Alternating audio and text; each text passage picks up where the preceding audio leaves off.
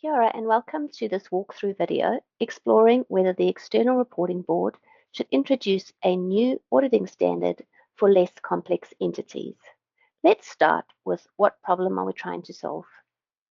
So increasingly we have been hearing concerns that the auditing standards are getting too long and too complicated. Often these are written in the context of audits, for example, of highly regulated banks or listed entities. But in New Zealand, we have many small, simple, less complex entities that either are required by law or that voluntarily seek an audit.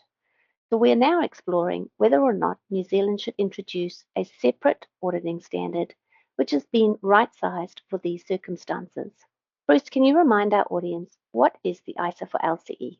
So the ISA for LCEs was recently issued as a global standard, being a standalone auditing standard available for auditors to use when auditing less complex entities.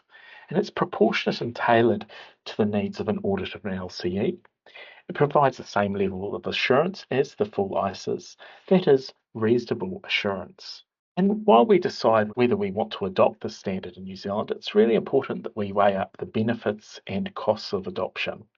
So some of the benefits include that it's suited to New Zealand's economic environment. There's many LCEs in New Zealand that may seek or are required to have an audit, such as schools, charities, and clubs and societies.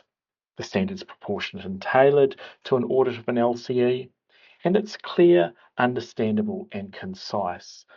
For example, the standard, there's just one auditing standard, whereas under the ISAs there's 38 standards with some over 1,000 pages, whereas this standard's just 180 pages. It's also been written using plain language, and it's been written to follow the flow of an audit, which makes it easier for auditors to understand and implement.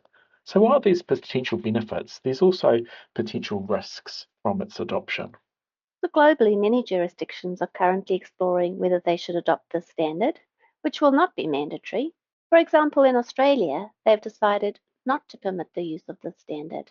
A main reason for this concern around the standard or the risks of the standard is a perception that use of the standard will exacerbate a two-tier audit environment, where people are concerned that an audit undertaken with this standard may be seen as a lesser quality audit. Other concerns relate to the cost of training.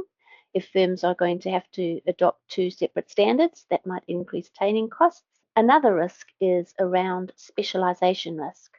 So if an auditor starts an audit and all their clients are sort of simple entities or less complex entities, that they may never really use the ISA, and then what will happen when they get to an environment where there is complexity in their audit and they have to transition to the full ISA suite. So those are some of the risks that we're exploring. So in summary, our consultation is looking at these three key things. Firstly, should we adopt the standard in New Zealand? And if you're an auditor, we're especially interested in if you will actually use the standard and when. Secondly, the applicability of the standard. So what entities do we prohibit from being audited under the ISA for LCE? And thirdly, we've developed Part 11 to enable the auditor to audit service performance information of less complex entities. So we are interested in what you think of Part 11. It's really important that we hear from auditors, users, and preparers. So please look out and sign up for some of our events which will be coming following the summer. We look forward to hearing from you by the 27th of February. Mā te wā.